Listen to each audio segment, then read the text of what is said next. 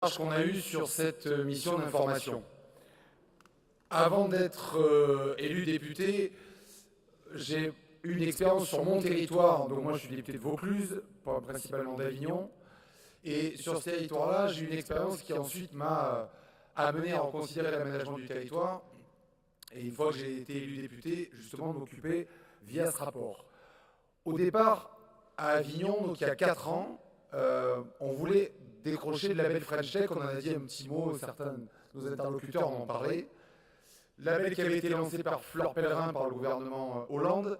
Mais le problème qu'on avait, c'est pas qu'on ne pouvait pas l'avoir, le label French Tech à Avignon, c'est qu'on ne pouvait pas y postuler. On n'avait pas le droit d'y postuler. Le label French Tech, dans sa première version, ne concernait que des métropoles. C'était le cahier des charges ministériel qui était ainsi. Pensant, probablement, qu'il n'y avait pas d'économie numérique, pas de start-up, pas de tiers-lieux, hors des 10 plus grandes villes de France ou des 15 plus grandes villes de France.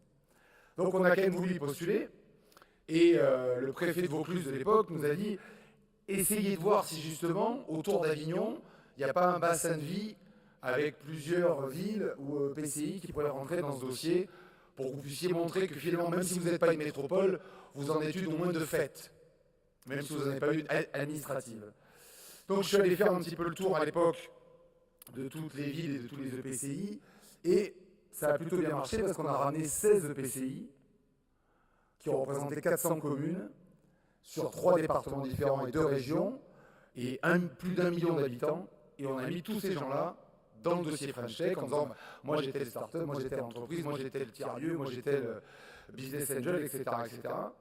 Et on a obtenu ce label, qui pour moi était un premier projet de territoire, bien avant de comprendre ça, en disant finalement, avec des personnalités politiques très différentes et des opinions différentes, sur 3 départements et 2 régions différents, on peut arriver à décrocher un label. Et ensuite, ce qu'on leur a dit, c'est qu'on ne voulait pas de label French Tech tel qu'il était.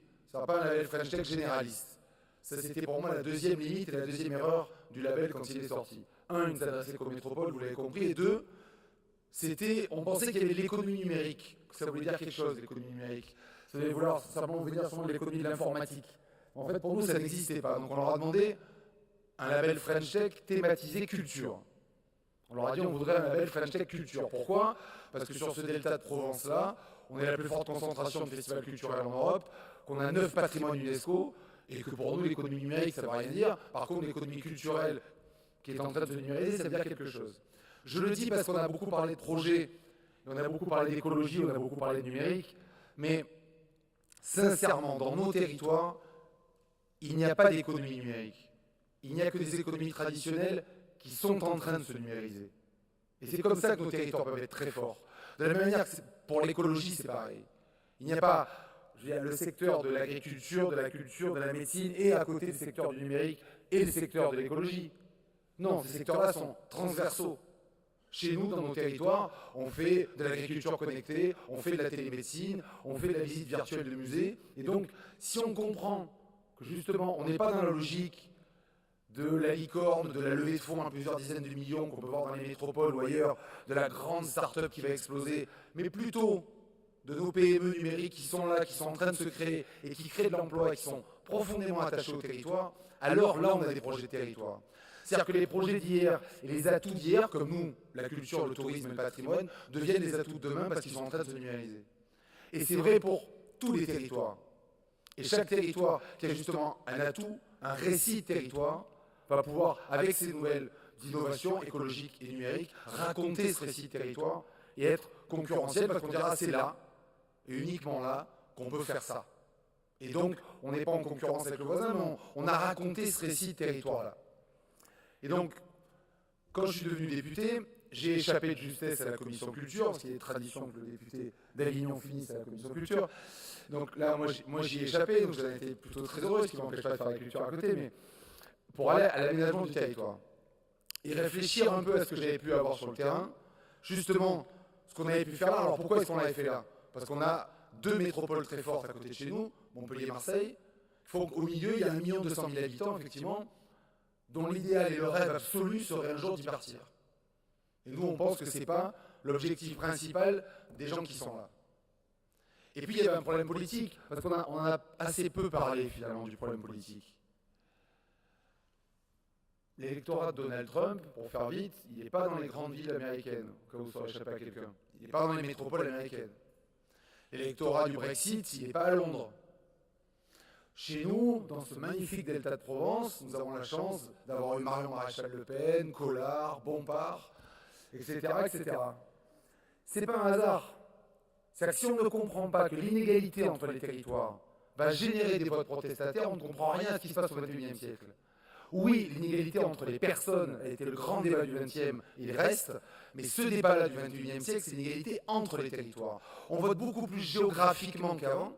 Avant, on votait par classe sociale. Aujourd'hui, on vote géographiquement. Et on le voit, on parlait de l'élection du Brésil. Regardez géographiquement ce qui s'est passé. Et regardez aussi ce qui se passe en Espagne ou en Italie. Je me permets d'aller un peu plus loin là-dessus, mais ce qui se passe en Catalogne, on ne l'analyse jamais géographiquement parlant. Il y a un moment où la Catalogne dit quoi? Je fais 25% du PIB espagnol. Moi, j'en ai marre de payer pour les pauvres. De l'Andalousie, d'ailleurs. Pareil pour la Lombardie et la Vénétie. Si on continue, et je vais y revenir, à quel point la métropolisation du pays est à la fois une bonne chose et à la fois pourquoi elle atteint ses limites. Si on continue à vouloir faire cette grande métropolisation et avoir fait ces grandes régions, c'est toujours la grosse infrastructure, magnifique, plus elle est grosse, plus elle sera forte. Et plus elle va ruisseler sur les territoires environnants. Ça aussi, le ruissellement. On en parle beaucoup pour les individus, tout le monde connaît la théorie. Plus le riche est riche, plus il va consommer, plus le pauvre sera moins pauvre. C'est faux, tout le monde le sait. Mais ça vaut aussi pour les territoires, et ça qu'on soit de droite ou de gauche.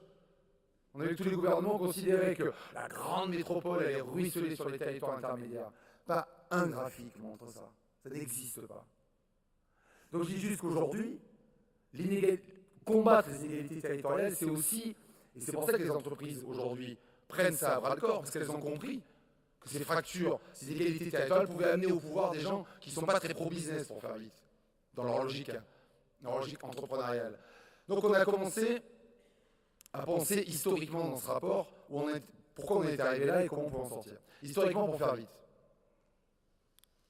Au début des années 80, comme tout le monde le sait, Mitterrand et Defferre disent bon, il ne faut pas que Paris soit le seul endroit où on crée de la croissance et de l'emploi dans le pays, il faut qu'il y ait d'autres endroits qui puissent tirer le pays. C'est la première vague de décentralisation, enfin il y en a eu d'autres, mais enfin celle-là est très emblématique, pour considérer qu'effectivement il faut qu'il y ait d'autres lieux qui vont créer de la croissance et de l'emploi. Ils y sont plutôt assez bien arrivés. C'est un mouvement qui n'est pas que français. Tous les pays du monde avaient une capitale nationale et aujourd'hui ont des grandes capitales régionales. Tous les pays sont à ce stade-là.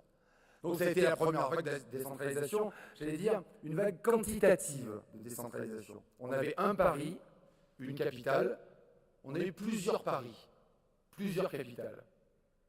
Et finalement, ces Paris-là se comportaient comme le premier Paris initial.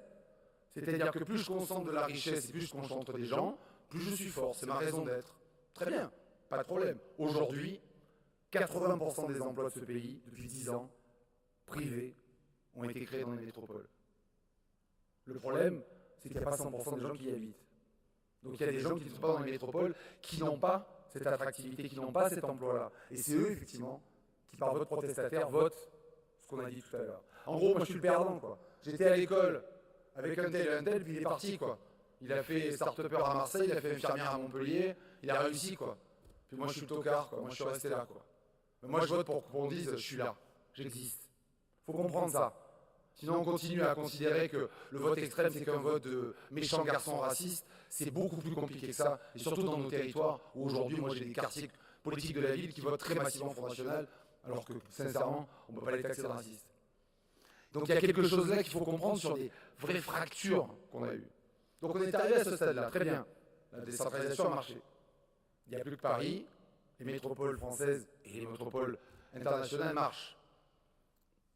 Mais on a un autre pays, majoritaire, plus de 60% des gens qui n'habitent pas dans ces métropoles. On leur dit quoi? On leur croise les doigts pour qu'ils y aillent un jour?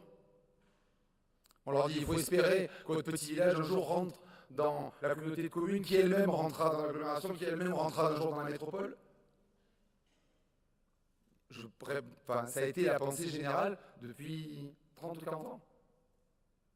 Donc l'idée, c'est comment on arrive à s'associer hors des métropoles. Non pas contre elles, mais pour mieux leur parler, pour ne pas en être des satellites.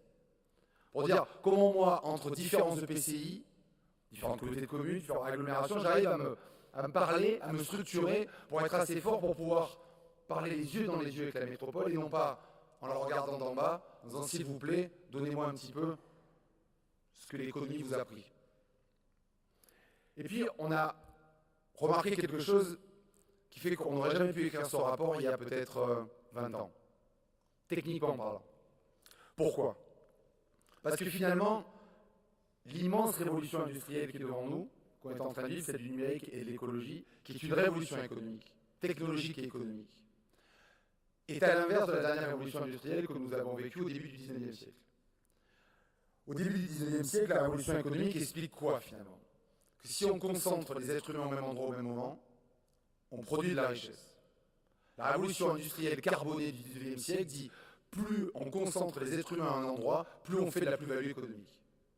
Et il y aura donc l'exode rural. On ira manufacturer des objets à l'usine de la grande ville. La chanson de Jean Ferrat pour faire vite. Et aujourd'hui, c'est pour ça qu'on a une chance extraordinaire pour nos territoires, la nouvelle révolution qui est là, celle du numérique, est tout l'inverse. Elle montre qu'il y a une déconcentration économique qui est à l'œuvre, qu'on n'est pas obligé d'être au même endroit au même moment pour produire de la richesse économique, et que donc nos territoires deviennent des nouveaux lieux de croissance. Quelques exemples, qui me semblent assez parlants. On parle beaucoup prenons Apple par exemple, qui est donc censé être l'entreprise la plus capitalisée au monde, 1000 milliards de dollars. On dit voilà, elle est dans un village, son siège social où elle a été créée, Cupertino. Facebook est à Palo Alto, c'est son siège social. Personne ne raconte jamais la taille de ces villes. Je suis pas sûr que dans cette pièce, il y ait quelqu'un qui connaisse le nombre d'habitants de Palo Alto ou de Cupertino. 50 000 habitants. La moitié d'Avignon, la ville où je suis né. La plus grande entreprise du monde est dans un village, parce que la taille des États-Unis, c'est un village, 50 000 habitants. C'est-à-dire que cette entreprise a plus d'employés que le nombre d'habitants de la ville dans laquelle elle est installée. C'est jamais arrivé à la surface de la Terre. C'est-à-dire qu'aujourd'hui, la déconcentration économique fait que je peux avoir des employés tout autour de la Terre et rester là où j'ai été créé. Bien sûr, il faut de la connectique, on en a parlé. Bien sûr, il faut la matière première. Et aujourd'hui, la fibre est aussi importante que l'électricité ou le téléphone ou le chemin de fer avant. Mais la grande différence, c'est qu'effectivement, on l'a vu, et c'est pour ça que quand on a été le premier label French Tech hors métropole à être obtenu par des territoires comme les nôtres, on leur a dit, moi j'ai des startups dans mes villages. Moi j'ai des coworks et des Fab Labs dans des tout petits bleds de 1000 habitants. Et j'ai pas de problème avec ça. Et ils veulent pas partir. Et même quand c'est pas fibré, l'entreprise du coin se tire à la fibre elle-même parce qu'elle ne veut pas partir. Et quand ces entreprises-là créent 100 emplois dans une ville comme Cavaillon par exemple, elles ont beaucoup plus de mal à licencier. Parce que virer 100 personnes à Paris, c'est presque un non-événement. Virer 100 personnes à Cavaillon, le PDG ne peut pas aller boire un coup au bar. Il ne peut pas amener son fils au club de judo. Il se passe quelque chose là. Donc la déconcentration économique qu'amène cette nouvelle révolution fait de nos territoires des lieux qui vont être vraiment la croissance et l'innovation de demain. Notamment, parce que comme je vous disais tout à l'heure, nos atouts, et nos atouts ça peut être des fois des choses qui paraissent négatives, la désertification par exemple. C'est des lieux où aujourd'hui les entreprises veulent aller pour dire moi je fais de la télémédecine, moi je fais du véhicule autonome, je veux tester dans la Creuse, je veux tester en Ardèche, parce que si ça marche là, ça me fera une preuve de concept irréfutable. Et évidemment la viticulture connectée ne va pas se faire en plein Lyon. Et évidemment que tout ce qui va être ces nouvelles technologies-là vont se faire aussi chez nous. Et c'est pour ça qu'on doit raconter ces territoires-là. Et donc, pour reprendre le cours de ma discussion, on ne va pas construire des métropoles à côté des métropoles. Il y a eu Paris, il y a des métropoles régionales. On ne va pas, pour continuer à faire cette nouvelle étape de la décentralisation que nous voulons tous, construire des métropoles à côté des métropoles. Je ne vais pas faire une métropole ex-Marseille, Avignon, Nîmes, Arles, à côté de Marseille et Montpellier. Pourquoi? Parce que la métropole, par définition, elle se doit d'être généraliste, si j'ose dire. Elle fait plein de choses. Et c'est très bien comme ça. Elle a plein d'atouts. Nous, il faut que nos territoires deviennent, si j'ose dire, thématiques. Ce qui ne les empêche pas de faire autre chose. Nous, quand on a commencé donc, à faire de la culture et du numérique, on a attiré des entreprises du monde entier qui sont venues faire le plus grand dispositif de réalité augmentée au monde, au Palais des Papes, par exemple. Qui sont venus mettre des lunettes qui traduisaient des spectacles connectés au Festival d'Avignon, etc.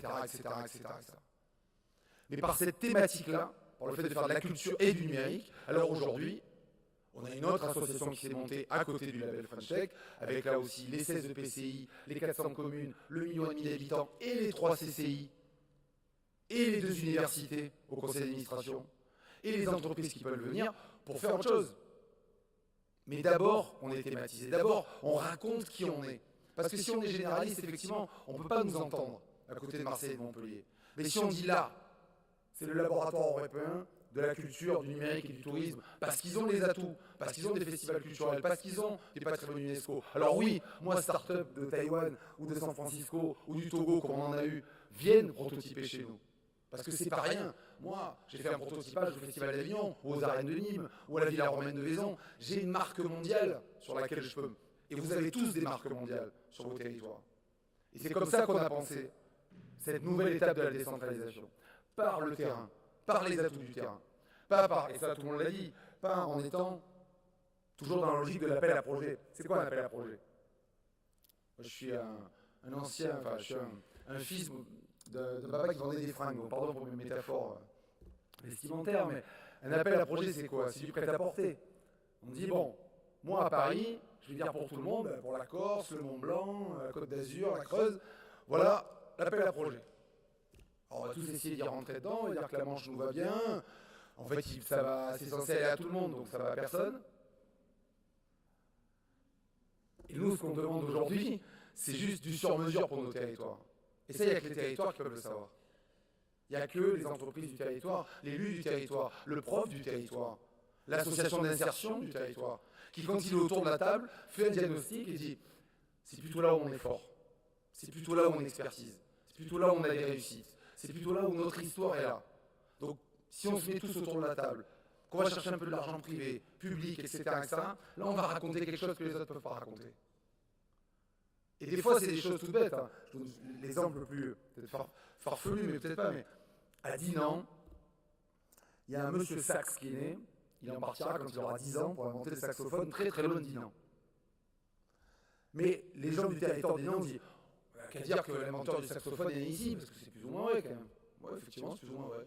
Ils ont raconté cette histoire. Ils ont mis des gens autour de la table. Et aujourd'hui, il y a des milliers d'emplois de gens qui construisent des pianos, des flûtes, des saxophones. Ils ont raconté un territoire. Il n'y a rien qui peut paraître comme ça, peut-être un détail, mais qui ne va pas donner derrière une filière, une industrie et un récit de territoire. Nous, c'est le théâtre. Il y a même des pays qui font ça avec le chocolat et les montres. Enfin, imaginez.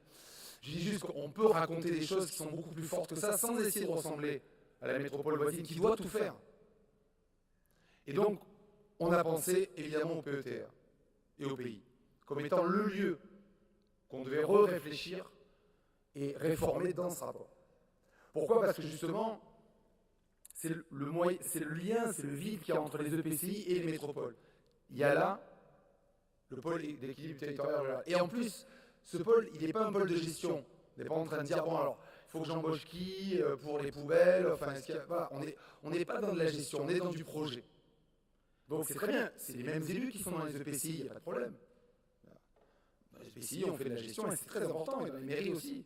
Mais entre les deux, il y a un endroit où on peut réfléchir ensemble, avec le privé, le public, les universitaires, pour dire tiens, sur ce territoire-là, et c'est vrai que je n'ai pas encore parlé des limites administratives, c'est pas le territoire qui doit se dire tiens, quel projet je voudrais faire. C'est le projet qui délimite le territoire. C'est parce que nous, on a considéré qu'entre Avignon et Arlénie, il y avait quelque chose de commun.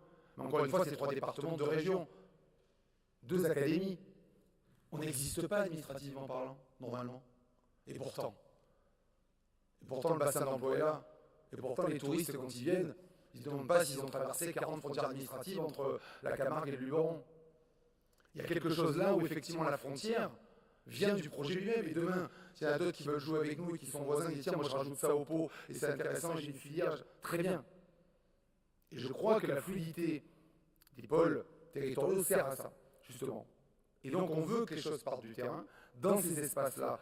Évidemment, on a été tout à fait d'accord, d'ouvrir, on l'a écrit, les syndicats à faire rentrer bien évidemment le privé et tous ceux qui veulent, et les associations, parce qu'on dit le privé, on parle toujours d'entreprise. Le privé, c'est pas que les entreprises, c'est aussi les associations. C'est aussi les citoyens qui viennent dire voilà, moi je fais. Pardon, je suis peut-être un peu loin. Mais je fais. Il fallait pas me donner la parole. Mais je fais. On prend la question. Et En tout cas, c'est tout un territoire qui d'un coup raconte son identité. Et parce qu'elle raconte son identité, alors l'État peut aller le chercher à mi-chemin, si j'ose dire. Parce que c'est ça aussi la différence avec l'appel à projet. C'est quelque chose qui est uniquement descendant. Là, il y a quelque chose qui est ascendant, mais pas seulement. Et à mi-chemin, l'État dit ok, j'ai vu ce projet, il tourne, intéressant, passionnant. On pense que l'agence doit être ça, quelque chose qui va chercher à mi-chemin le projet du PETR pour l'amener ailleurs avec de l'ingénierie humaine, pas que de l'argent. Comment on monte au projet, c'est quoi le retour d'expérience des voisins, est-ce que ça a marché, etc., etc. Mais aussi, on l'a dit, rationaliser peut-être comment on va chercher de l'argent à l'Europe, à la caisse, dans les ministères, etc., etc. Parce que des fois, effectivement, nous élus, on n'est peut-être pas très bons des fois pour monter ces dossiers-là, on ne les connaît pas très bien, on n'a peut-être pas le temps, etc., etc. Avec une agence qu'on veut déconcentrer, chaque préfecture, pas une agence à Paris, mais bien sûr, avec plein de limites de cette agence, il va falloir être très prudent sur l'agence. Parce que ce n'est pas une agence à côté des agences, ça on a compris. Ce sera une agence qui va regrouper les agences. Très bien. Mais comme le budget le plus important, ça sera à l'ANRU, il ne faut pas que cette agence fasse que de la rénovation urbaine. Parce que je le dis pour bien expliquer qu'est-ce que c'est que moi je conçois comme projet. Et je parle en tant qu'élu, donc je vais le mettre dans le lot. Vous savez, les élus, ils adorent faire des infrastructures. C'est vachement bien les infrastructures. Tu poses la première pierre, coupe le ruban, très sympa. Le problème, c'est que c'est pas parce que tu as construit un théâtre que tu as une politique culturelle. Le problème, c'est pas parce que tu as fait un hôtel d'entreprise que tu as de la croissance. C'est pas l'organe qui fait la fonction. Pas plus ici qu'ailleurs d'ailleurs. C'est la fonction qui fait l'organe. C'est-à-dire que c'est le projet qui va nécessiter par voie de conséquence une infrastructure. Et pas l'inverse. C'est pour ça qu'on veut vraiment que cette agence-là ne soit pas juste de la rénovation urbaine ou de l'habitat ou des choses. Il faut que ça soit vraiment l'agence qui valide des projets de territoire faits par le public et le privé, vraiment sur des filières, sur des identités, pour aller chercher des fois des fonds pas au même endroit. Suivant le projet, il ne faudra pas les mêmes fonds. Peut-être qu'il faudra des fois les chercher que dans le privé d'ailleurs. Nous, quand on a commencé culture numérique, tous les élus nous ont dit on n'a pas d'argent. Compliqué. C'est pas grave, tu allais voir Microsoft, tu allais voir Orange, tu allais voir Publicis, tu allais voir le Crédit Agricole, tout le monde a donné. Et puis quand on a eu le label, les élus ont voulu nous donner de l'argent, ils en avaient trouvé. Coup de bol. Faut faire. Et une fois qu'on fait, tout le monde vaut le sous-coup de la victoire. Et je crois que c'est comme ça que ça doit marcher. Que les territoires se lèvent, effectivement, en associant, il n'y a que vous qui pourrez le faire. Et ensuite, il faudra être vigilant sur cette agence, et les parlementaires le sauront, je le sais, parce qu'au-delà de nos clivages politiques, on est tous d'accord, il ne faut pas que ça soit simplement quelque chose qui fait des objets, quelque chose qui fait des projets, ce qui n'est pas la même chose. Et c'est comme ça qu'on veut l'amener. Et puis, il y a aussi ce grand changement constitutionnel de l'article 72, l'expérimentation, différenciation, qui est sur le papier un bel outil. J'espère qu'on arrivera à finaliser ça, parce que là-dedans, il y a aussi la fusion des métropoles et des départements, qui va être un grand débat. Moi, chez moi, c'est le débat français, vu que c'est Arles, doit-il rentrer à Marseille ou pas? Ailleurs, ça ne va pas exister. Évidemment, ils ne vont pas faire rentrer la moitié de la Gironde dans la métropole bordelaise.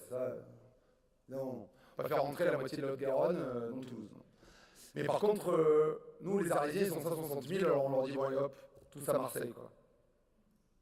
Il y a très peu d'interaction entre Arles et Marseille. L'interaction, c'est entre Arles et Avignon et Nîmes. Tous les chiffres le montrent. Oui, mais bon, ils sont dans le Bouches-du-Rhône. Nous, on est dans le Vaucluse. Hey, c'est comme Nîmes et nous. On n'est pas dans le même département. Puis on a même un pont qui est cassé. Ça fait 6 siècles qu'il est cassé. Donc a priori, c'est que ça ne va pas être le même endroit, on ne doit pas aller au même endroit. Par contre, tous les matins, tous les autres ponts qui ne sont pas cassés sont embouteillés. Tout le monde va travailler de l'un et de l'autre, mais c'est pas grave. Hein. Il y a un moment où on ne reconstruira pas ce pays sur les frontières administratives d'il y a 2 siècles. On les reconstruira sur ce que vous allez faire vous et sur les bassins de vie.